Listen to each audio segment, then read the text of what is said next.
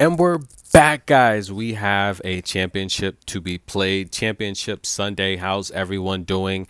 And welcome to the new channel. In case you're not familiar, I have an issue with the large company that's claiming ownership in my voice. It's nothing new, guys. It's something I've been dealing with behind the scenes for several years. It goes on, when you start to really do big things and penetrate the algorithm, you have these companies that throw their weight around. But the reality is this: I come from a family of attorneys. I have free legal advice, unlimited. And the reality here is the case law is on my side. So I have nothing to worry about. I'm filing a lawsuit, and I'm filing two lawsuits, and I will win. I'm very confident I will win because the reality is they're going to have to prove that they own my voice, and they can't do that. So, nonetheless, that's what it is. In life, it's how it is, right? That's how it is in life. You just gotta work hard and continue to fight and fight. But hey, they'll pay. It's as simple as that. So I want to take a look here at this matchup between Lucia Bronzetti and Mayar Shreve. Now these two ladies just faced each other.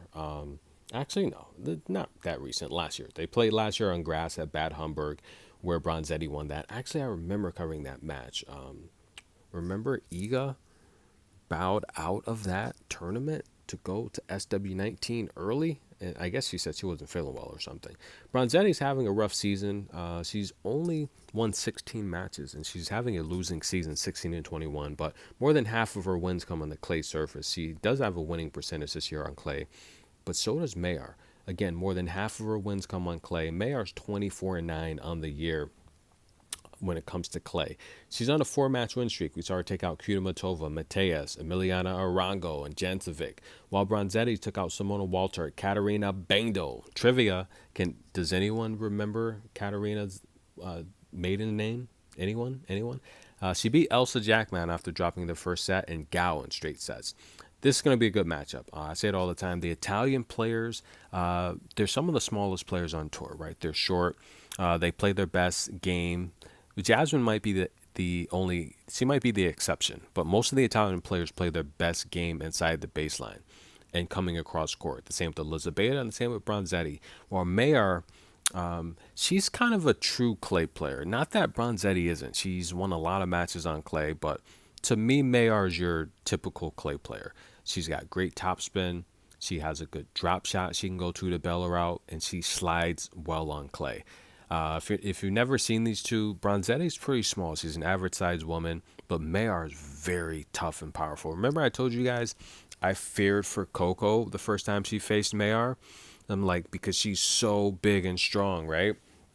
So in terms of this match here, I do think personally that I think Mayar's going to have the strength advantage in a lot of these exchanges.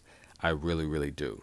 And therefore, I think Mayar is going to get off to a really good start in this match. If Can Bronzetti win this match? She can, but I think she's going to have to bring Mayar into deep water. If she can do that, then I think Mayar's going to gas. I talk about her stamina. I don't think her stamina is that great. I mean, that's just how I feel.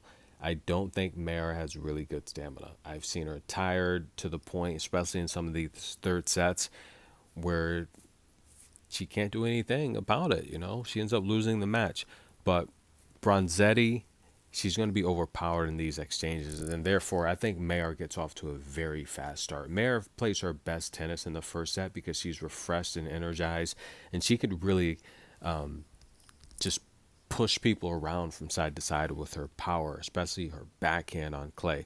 So I do like Mayar to win the first set. That's the official pick there. And what do you guys think? We got some other tournaments coming up. I do want to cover them. I will cover them here. And again, welcome to the new channel. I'm going to be uploading on here. This is essentially, I guess, if you will, this is going to be my backup, right? Now, I guess everyone needs a backup. I'm starting to realize that because again, I've had a couple channels compromised in the past. I had one large channel that I worked on previously, and I didn't have that many videos on there, maybe like 300 or 400, but it was successful.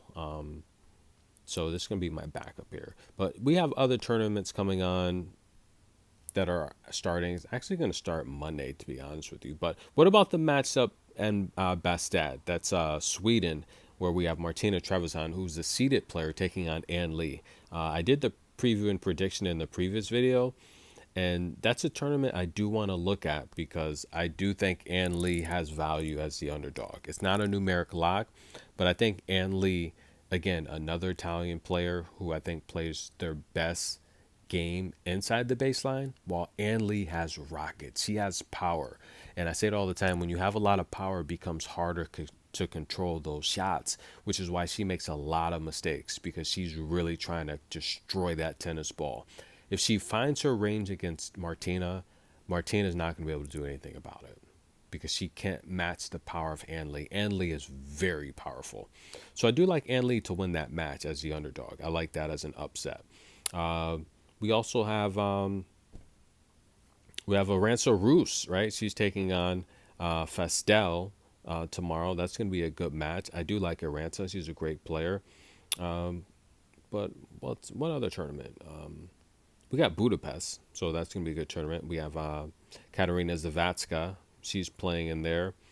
And a couple other tournaments that are going to start Monday, but I guess I'll cover those. I'll cover those tomorrow once the draw's out. But nonetheless, tennis in a minute. Thank you guys for coming over. Make sure you like the video, leave a positive comment, show some love, and we'll be back. See you soon.